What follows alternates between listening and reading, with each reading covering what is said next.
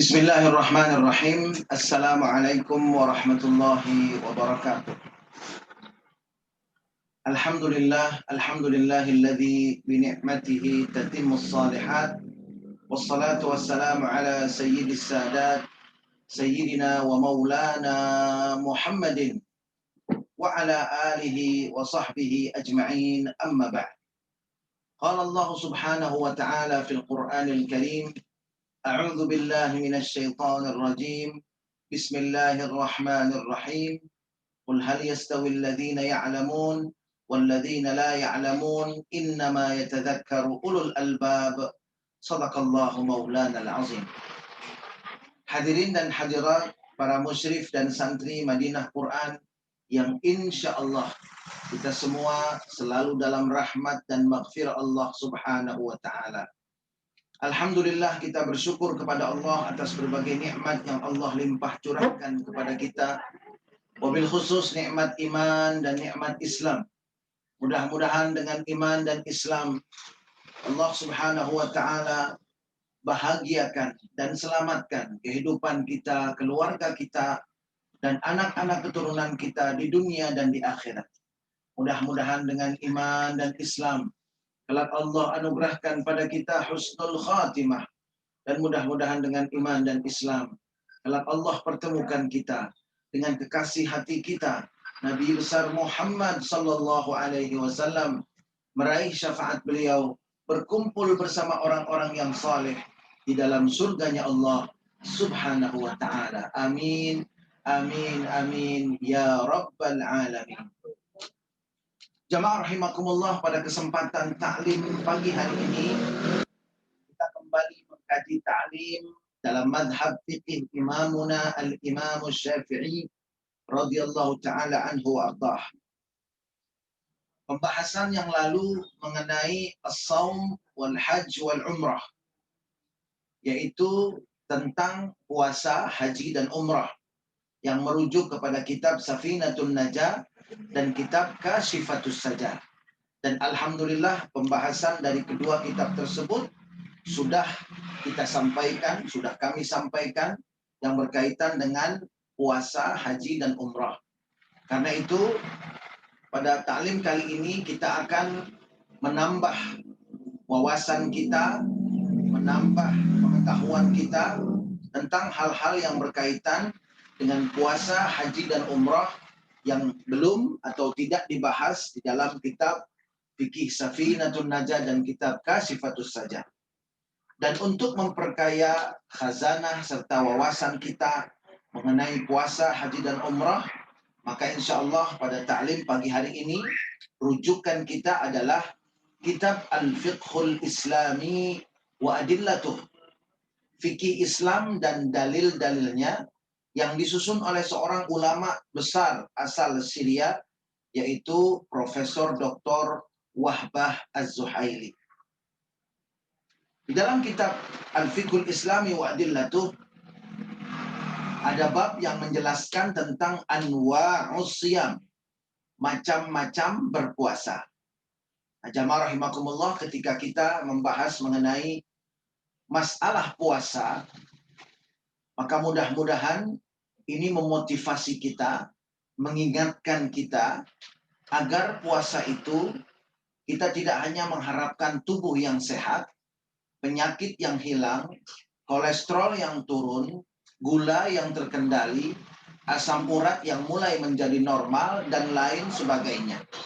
Kalau itu insya Allah adalah sudah merupakan akibat logis dari orang-orang yang melakukan puasa dengan cara-cara yang sesuai dan tepat. Tetapi lebih dari itu, jamaah rahimakumullah, prioritas kita di dalam berpuasa adalah agar mendekatkan diri kepada Allah, dan juga agar selera kita menjadi selera yang terbimbing. Hawa nafsu kita menjadi hawa nafsu yang terbimbing, sehingga hidup kita insya Allah, ketika selera kita terbimbing, maka hidup kita insya Allah akan terarah. Ini jamaah rahimakumullah yang menjadi hikmah dari pembahasan bab puasa di dalam majlis taklim yang kita cintai ini, yaitu majlis taklim Madinah Quran. Jadi ketika kita membahas mengenai puasa, maka kita ingin meraih suatu hasil, yaitu selera yang terbimbing, membuat hidup menjadi terarah. Insya Allah. Jamaah rahimakumullah, puasa itu ada yang wajib, ada yang sunnah, ada yang haram, dan ada yang makruh. Jadi jamaah rahimakumullah, puasa itu ada 4 hukumnya. Wajib, sunnah, haram, dan makruh. Dan insya Allah akan kita jelaskan satu persatu. Yang pertama adalah puasa wajib. Di dalam kitab Al-Fiqhul Islami wa Adillatuhu ini disebutkan wahiyya thalathatu aqsamin. Dibagi menjadi 3 bagian. Jadi puasa yang wajib dibagi menjadi 3 bagian. Yang pertama adalah minhu ma yajibu lizzamani nafsihi. Yang wajib karena waktunya. Itu yang pertama. Jadi puasa wajib karena memang di waktu itu Allah wajibkan berpuasa. Jadi yang pertama berkaitan dengan waktu diwajibkannya. Apa puasa yang diwajibkan karena waktunya? Yaitu saumu syahri Ramadan. Yaitu berpuasa di bulan suci Ramadan. Nah, ini karena waktunya memang bulan Ramadan dan diwajibkan pada bulan itu untuk berpuasa.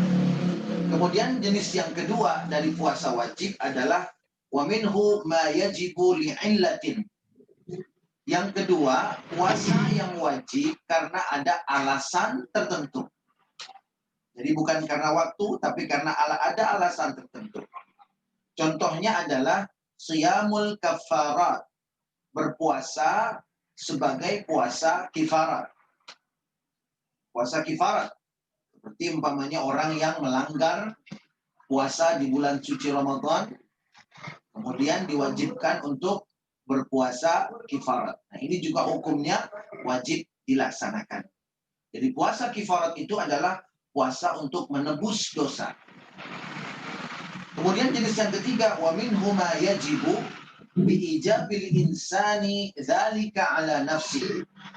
Jenis puasa wajib yang ketiga adalah puasa yang diwajibkan sendiri oleh seseorang kepada dirinya.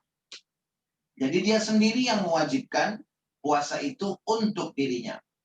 Contohnya apa? Contohnya diantaranya adalah siyamun nadhari. Puasa karena nazar.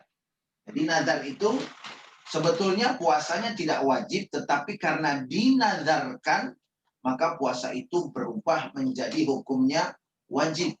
Karena nazar harus atau wajib dilaksanakan. Selama nazar itu tidak berisi maksiat, selama nazar itu tidak melanggar syariat, maka nazar wajib dilaksanakan. Karena itu hati-hatilah dalam bernazar, ukur kemampuan kita, apakah kita kelak mampu untuk melaksanakan dan melakukan nazar-nazar kita.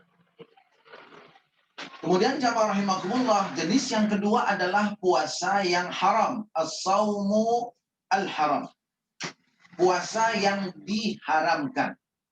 Juga di dalam madhab imamuna al-imamus syafi'i. Yang pertama adalah siyamul mar'ati naflan bi ghairi izni zawjiha au ilmiha biridahu. Puasanya seorang istri, dan yang dimaksud puasa di sini adalah puasa sunnah tanpa izin dari suaminya atau tanpa sepengetahuan suaminya, tanpa keridhaan suaminya. Ini hukumnya haram kalau puasa itu puasa sunnah. Jadi sekali lagi, kalau puasa itu puasa sunnah, maka wajib seorang istri meminta izin terlebih dahulu dari suaminya.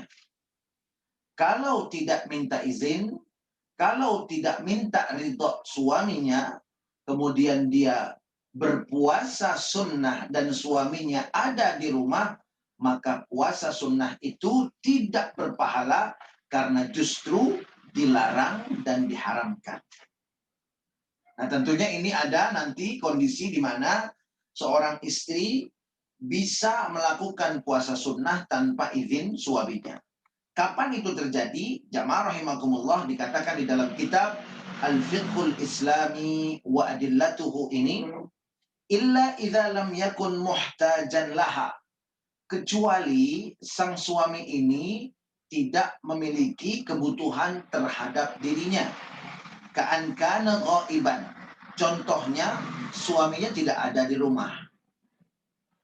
Au muhriman bihajjin au umrah, atau sedang sama-sama dalam keadaan ihram. Au mu'takifan, atau sang suami sedang dalam kondisi beriktikaf. Nah, ini jamaah rahimakumullah sesuai dengan hadis Nabi besar Muhammad sallallahu alaihi wasallam di dalam kitab Sahih Bukhari dan Muslim. Rasulullah bersabda, la yahillu limra'atin an tasuma wa zawjuha syahidun illa biidnih. Kata Nabi dalam Sahih Bukhari dan Muslim, tidak halal bagi seorang istri untuk berpuasa sunnah selama suaminya masih ada bersamanya, berada di rumahnya, kecuali dia meminta izin dan ridha dari suaminya itu sebelum dia melakukan puasa sunnahnya. Nah, ini jamaah rahimakumullah, dalil yang jelas dan tegas dari Rasulullah bahwa puasa seorang istri, puasa sunnah tanpa izin suaminya adalah puasa yang diharamkan. Tetapi sekali lagi, tidak semua puasa sunnah seorang istri itu perlu minta izin. Selama suaminya tidak ada di rumah, dalam keadaan ihram atau dalam keadaan iktikaf, maka seorang istri boleh berpuasa tanpa seizin suaminya. Ini yang pertama, jamaah rahimakumullah. Kemudian yang kedua, puasa yang diharamkan adalah saumu yaumis syak. Berpuasa di hari-hari syak. Syak itu adalah hari keraguan-raguan. Apa hari keraguan-raguan itu? Yaitu yaumus thalathina min Sya'ban idza taraddada an-nasu fi kaunihi min Ramadan. Yang dimaksud dengan hari syak di mana haram seseorang berpuasa itu adalah tanggal 30 Sya'ban. Jadi 30 Sya'ban disebut dengan hari syak. Kalau orang-orang ragu-ragu apakah itu sudah masuk bulan Ramadan ataukah belum masuk bulan Ramadan. Idza taraddada an-nasu fi kaunihi min Ramadan. Jadi 30 Sya'ban itu merupakan hari yang syak di mana seseorang diharamkan untuk berpuasa. Karena itu jamaah rahimakumullah, jangan berpuasa pada hari-hari syak. Tapi ada pengecualiannya nanti, insya Allah.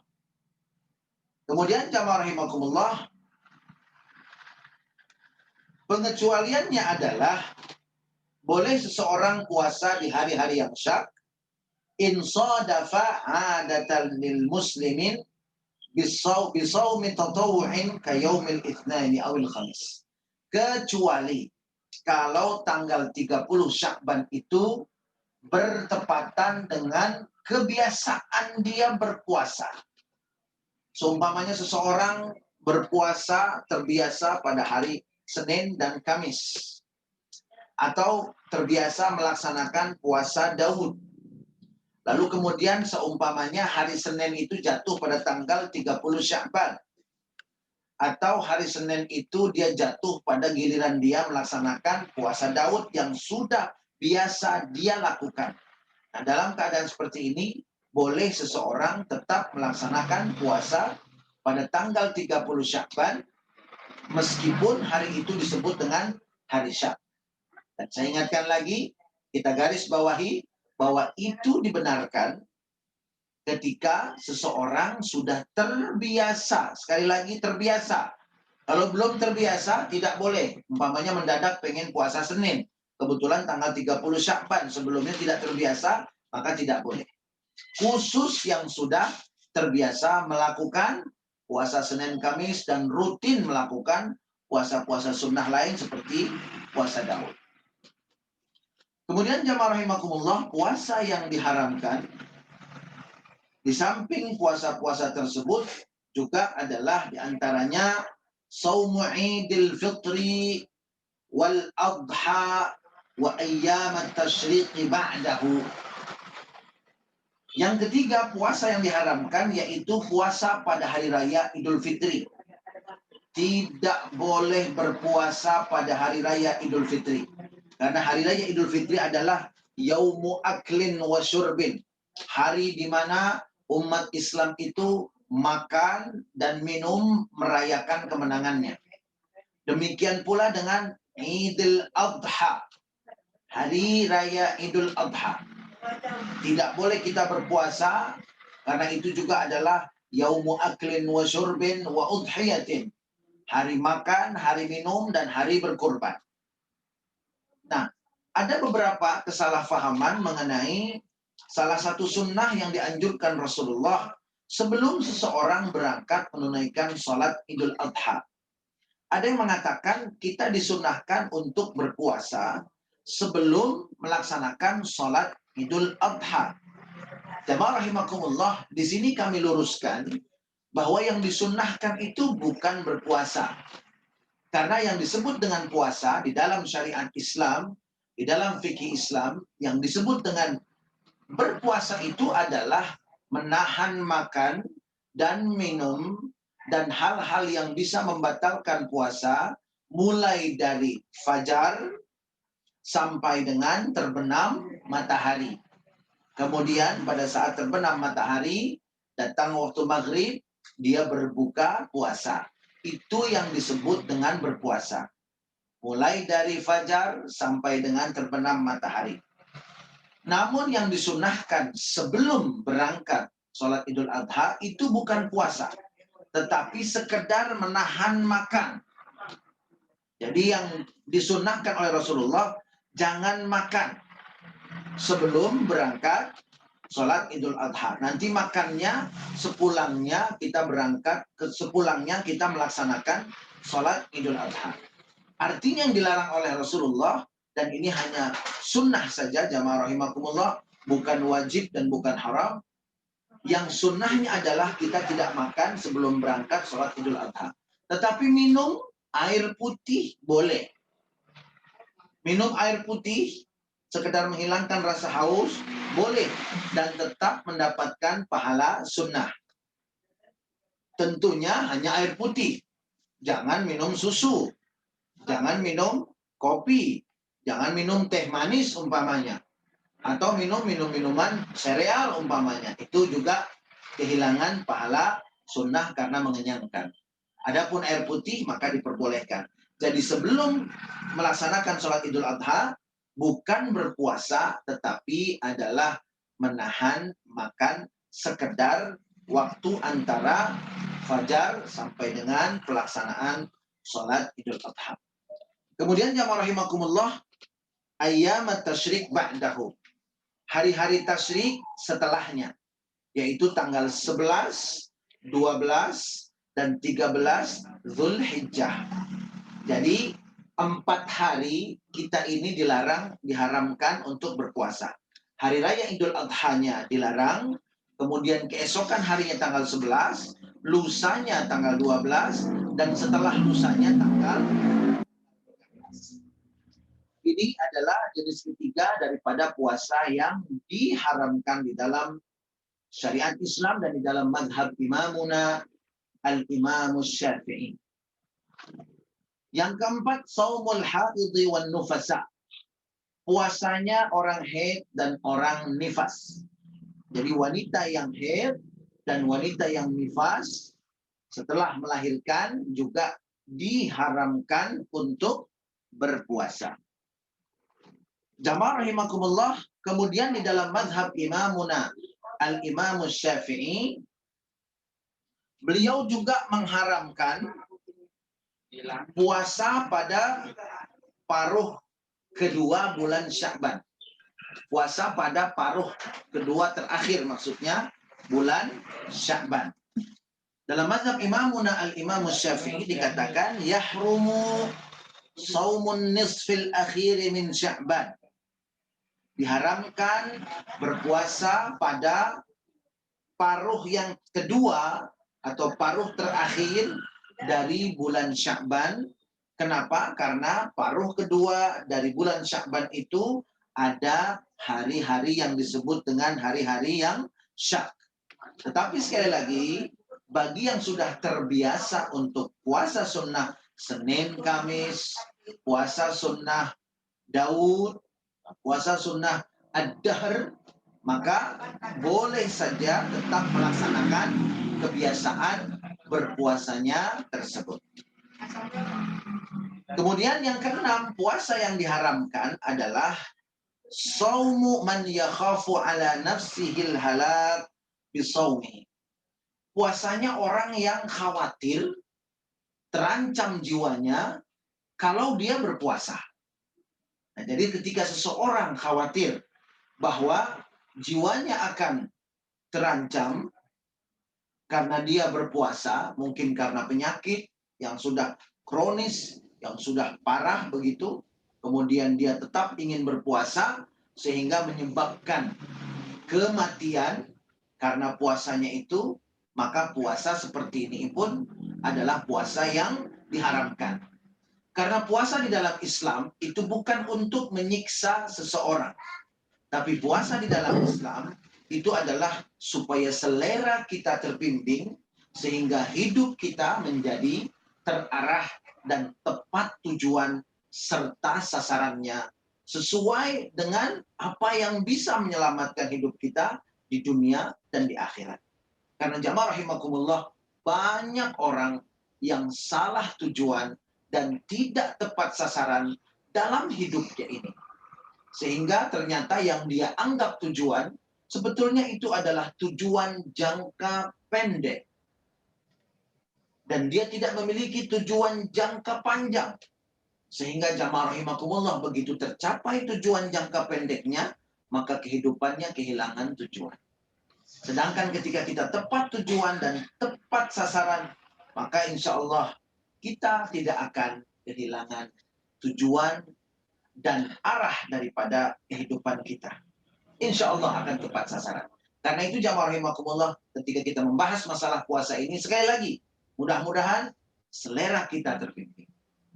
Sehingga hidup kita menjadi terarah. Insya Allah. Kemudian jenis yang ketiga adalah as-saumul makruh. Jenis yang ketiga adalah puasa yang dimakruhkan. Puasa yang dimakruhkan. Jamaah rahimakumullah, mengenai puasa yang makruh ini, di dalam madhab Imamuna al-Imam Syafi'i radhiyallahu ta'ala anhu wa ardhah, beliau mengatakan, yukrahu ifradul jum'ati bis-sawmi wa ifradis sabti wal ahadi bis-sawm. Di dalam madhab Imamuna al-Imam Syafi'i, dimakruhkan beberapa jenis puasa. Yang pertama adalah orang yang berpuasa hanya pada hari Jumu'ah saja. Kenapa makruh? Karena hari Jumu'ah adalah Idul Muslimin, hari rayanya umat Islam. Jadi dimakruhkan kalau dia hanya puasa pada hari Jumat saja. Tapi kalau seandainya dia berpuasa Daud, lalu kemudian karena berganti hari, selang-seling masuk pada hari Jumu'ah, itu tidak apa-apa. Intinya adalah jangan khususkan puasa pada hari Jumu'ah. Kemudian jamaah rahimakumullah, wa ifradis sabti wal ahad bis-shaum. Begitu juga dengan hari Sabtu dan hari Ahad. Jadi di samping hari Jumu'ah, di dalam mazhab Imamuna al-Imam Syafi'i, kita tidak boleh mengkhususkan hari Sabtu atau hari Ahad untuk berpuasa. Wa saumud dahri, dan juga apa yang disebut dengan saum ad-dahr. Saum ad-dahr dimakruhkan liman khafa bihi dararan au fauti haqqin wajibin au mustahabbin. Saumud dahar ini menjadi puasa yang makruh ketika seseorang yang melakukan puasa ad-dahr kemudian meninggalkan kewajiban-kewajibannya karena kondisi fisiknya umpamanya yang tidak sanggup dan melemah karena dia melaksanakan puasa ad-dahr tersebut. Jamaah rahimakumullah, lalu pertanyaannya, apa yang dimaksud dengan puasa ad-dahr? Saumud dahri, yaitu jamaah rahimakumullah adalah puasa setiap hari. Jadi saumud dahr itu adalah puasa setiap hari. Tetapi ada bedanya dengan puasa lain yang disebut dengan puasa wisal. Puasa wisal ini adalah puasa yang juga dilarang oleh Nabi besar Muhammad SAW karena puasa wisal ini khusus untuk para nabi. Jamaah rahimakumullah, puasa dahr dan puasa wisal itu sama-sama setiap hari. Tetapi berbedanya, kalau puasa dahr itu puasa yang biasa kita lakukan mulai ba'da subuh, pada saat subuh kita sudah mulai menahan makan, menahan minum, dan hal-hal lain yang membatalkan puasa kita sampai dengan terbenam matahari. Tapi dilakukan setiap hari. Jadi puasanya itu setiap hari. Tapi subuh kita menahan, kemudian maghrib berbuka. Seperti itu. Sedangkan puasa wisal adalah puasa yang dilakukan oleh Rasulullah SAW. Beliau berpuasa setiap hari, bahkan umpamanya 3 hari berturut-turut, 1 minggu berturut-turut, atau bahkan lebih. Itu namanya puasa wisal. Harinya berturut-turut, dan bedanya adalah puasa wisal tidak berbuka kecuali pada hari terakhir. Jadi seumpamanya seseorang berpuasa wisal 3 hari, maka dia akan berpuasa 3 hari berturut-turut tanpa buka pada hari pertama, pada hari kedua. Dia akan berbuka pada hari yang ketiga. Nah, ini dilarang dilakukan kecuali bagi Rasulullah SAW. Sedangkan puasa ad-dahr itu adalah puasa sunnah yang dianjurkan tetapi menjadi makruh ketika puasa dahr atau setiap hari itu membuat seseorang menjadi lemah dan tidak bisa menunaikan kewajiban-kewajibannya. Jamaah rahimakumullah, mengenai puasa dahr ini dalam mazhab Imamuna al-Imam Syafi'i dikatakan wa yustahabbu shaumud dahri liman lam yakhaf dararan aw fauta haqqin. Dan dianjurkan, disunnahkan berpuasa dahr bagi orang-orang yang tidak takut terjadi ancaman bagi dirinya dan juga tidak khawatir karena puasa itu badannya melemah sehingga bisa melalaikan kewajibannya. Jadi syarat orang yang ingin melaksanakan puasa dahr dan mendapat pahala sunnah, yang pertama adalah dia aman dari kondisi-kondisi yang bisa membahayakan tubuhnya. Yang kedua, dia tetap bisa melaksanakan, menunaikan kewajiban-kewajibannya pada Allah, kepada manusia, kepada rumah tangganya dengan bentuk yang sempurna dan tidak terganggu karena puasanya. Nah, bagi orang yang aman dari 2 hal ini, maka puasa dahr itu disunahkan dan dianjurkan. Jamaah rahimakumullah, puasa dahr ini memang tidak semua orang bisa melakukannya, tapi puasa dahr ini juga banyak dilakukan oleh para ulama dan guru-guru serta para habaib. Jamaah rahimakumullah, mudah-mudahan taklim kita pada pagi hari ini ada manfaatnya dan bisa memotivasi kita untuk lebih menangkap makna dan filosofi di sebalik perintah Allah kepada kita untuk menunaikan puasa wajib dan juga membuka kesempatan menambah ibadah kita dengan puasa-puasa sunnah. Sekali lagi jamaah rahimakumullah, insya Allah orang yang berpuasa tubuhnya akan sehat. Sumu tasihhu, kata Nabi. Puasalah kalian, maka kalian akan menjadi sehat. Tetapi tentunya kita harapkan bukan hanya sehat fisik. Jangan sampai orang berpuasa tetap korupsi. Jangan sampai orang berpuasa malas melaksanakan sholat atau bahkan malas menunaikan kewajiban-kewajiban sehari-hari.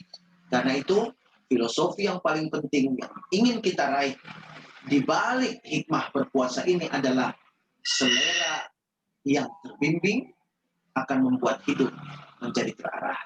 Insyaallah kita akan lanjutkan lagi pembahasan mengenai puasa, haji dan umrah, dan mudah-mudahan Allah memberikan kepada kita halawatul iman, manisnya rasa keimanan kepada Allah Subhanahu wa taala. Bismillahirrahmanirrahim. Alhamdulillahirabbil alamin, hamdan yuwafi ni'amahu wa yukafi mazidah. Ya Rabbana lakal hamdu wa lakal syukru kama yanbaghi li jalali wajhikal karim wa li 'azimi sultanik. Allahumma salli wa sallim ala sayyidina Muhammad wa ala ali sayyidina Muhammad. Allahumma la tada' lana fi majlisina hadha dzamban illa ghafartah. Ya Allah ya Rabbana, ampuni dosa-dosa kami yang hadir di majlis taklim Madinah Quran ini ya Allah. Wala aiban illa satartah. Ya Allah, tutupi aib kami dunia dan akhirat. Wala maridan illa syafaitah. Ya Allah, jika ada sahabat-sahabat kami yang sakit ya Allah, maka sembuhkan penyakitnya, pulihkan kesehatannya, jadikan penyakitnya penggugur dosa-dosanya dan peninggi derajatnya ya Allah. Dan jadikan kami yang mendoakan, Engkau berkahi kesehatan kami, sehingga semakin sehat tubuh kami, semakin istiqamah beribadah kepada Allah Subhanahu wa taala. Wala dainan illa qadaitah. Ya Allah, yang memiliki hutang maka ya Allah mudahkan agar dia bisa melunasi hutang-hutang. Wala hajatan min hawaijid dunya wal akhirah illa qadaitaha wa yassartaha ya Allah ya rabbal alamin. Dan yang memiliki hajat ya Allah, yang memiliki rencana ya Allah, maka mudahkan ya Allah demi kemaslahatannya di dunia dan di akhirat. Rabbana hab lana min azwajina wa dhurriyyatina qurrata a'yun waj'alna lil muttaqina imama. Ya Allah ya Rabbana, anugerahkan kepada kami ya Allah pasangan hidup kami, anak-anak keturunan kami. Jadikan mereka ya Allah sebagai penyejuk mata kami ya Allah. Dan ya Allah, jadikan kami semua sebagai pemimpin orang-orang yang bertakwa. Rabbana ighfir lana wa liwalidayna warhamhuma kama rabbayana shighara. Rabbana atina fid dunya hasanah wa fil akhirati hasanah wa qina adzaban nar. Bi fadli subhana rabbika rabbil izzati amma yasifun wa salamun alal mursalin walhamdulillahi rabbil alamin. Kita tutup dengan doa kafaratul majlis. Subhanakallahumma wa bihamdika asyhadu an la ilaha illa anta astaghfiruka wa atubu ilaik. Billahi taufiq wal hidayah. Wassalamualaikum warahmatullahi wabarakatuh. Waalaikumsalam warahmatullahi wabarakatuh. Allahu Akbar. Jazakumullah khair. Bapak-bapak berkah semuanya, ibu-ibu semuanya jamaah berkah. Amin ya rabbal alamin. Allahu Akbar. Jazakumullah barakallah.